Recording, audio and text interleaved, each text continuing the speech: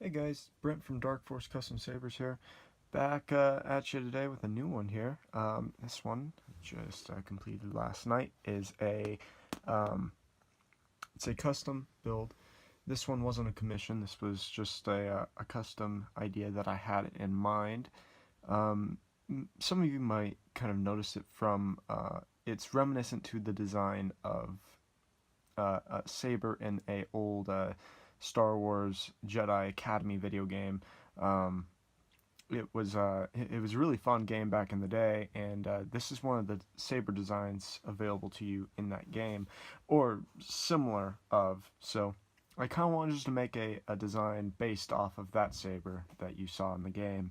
I think it's called the Arbiter or something like that. I'm not sure, but anyways, it's not completely a one-to-one replica because I don't do replicas. I just kind of take ideas and roll with them and things I like and don't like, and I throw out what I don't like and I take what I do like and I kind of alter it in my own way. And that's just how I like to work.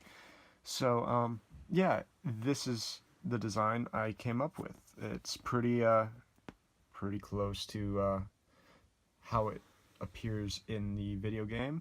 Video game, it's a little different, but you know, it has the curved emitter shroud up at the top. It kind of looks like an ice cream scoop, and I didn't really like that. There was some what looked like etching on here, but I decided since I'm no good at etching, I won't do that just quite yet. Um, I opted to go through and do some weathering on it, and I love weathering. I love weathered sabers myself. It adds so much character to a saber. So that is why I did some very heavy weathering is what I'd consider this, medium to heavy weathering. Medium weathering through here, heavy on the emitter and kind of on the back piece there, and really light weathering on the pommel.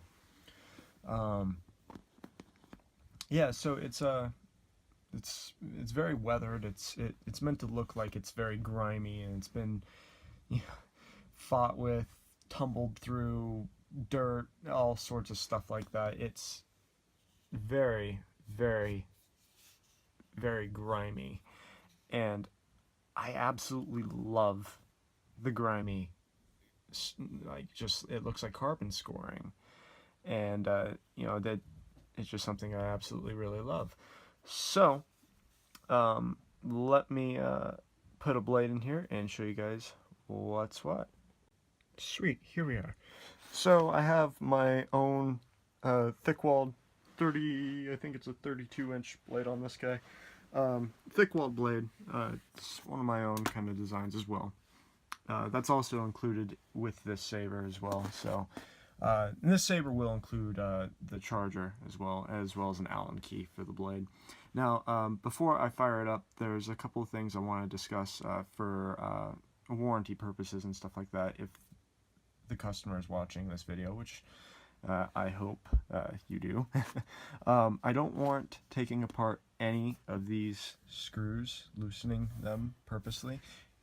If, you know, like, this is just the recharge port. If that happens to come a little loose, it shouldn't. I tightened everything very tightly, but again, just tight enough to tighten it. It doesn't really need to be cranked on, especially any of these. These I can almost guarantee won't come off on you, but through, you know, medium and heavy dueling, who knows, you know, just covering all the bases here.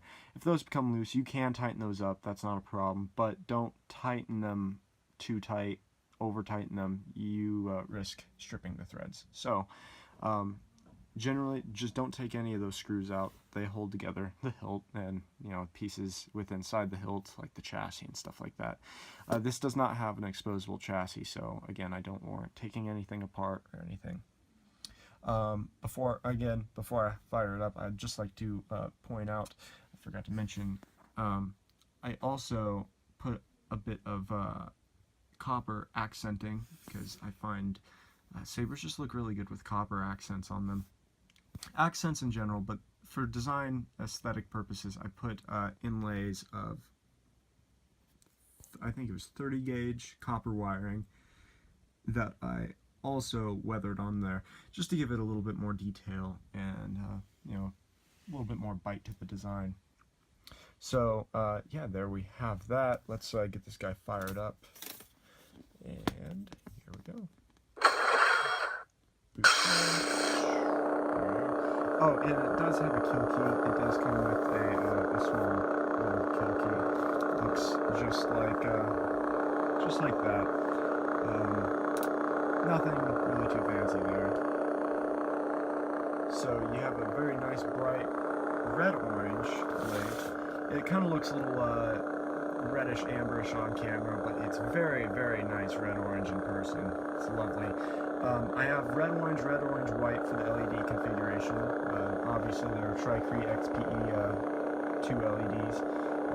It's a Tri-Cree LED running in the Saber with the white flash-on-flash. It's running a 18650 lithium cell with the recharge port, obviously. I think this is a 4-ohm speaker, and it's running a Nano Biscotti on the stock phones, version 3 Nano. Obviously, very bright, nice and loud. Lovely board by Plecter Labs. You know, they always deliver.